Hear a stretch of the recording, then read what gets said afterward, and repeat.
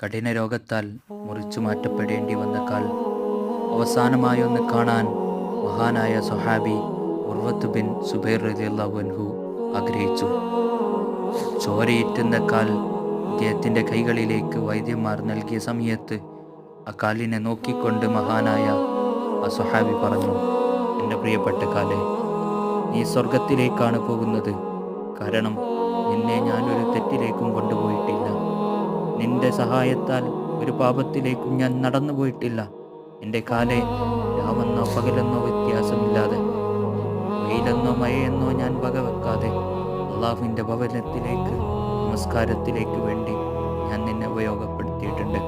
പ്രവാചകൻ്റെ കൂടെ യുദ്ധങ്ങൾക്ക് പോയിട്ടുണ്ട്.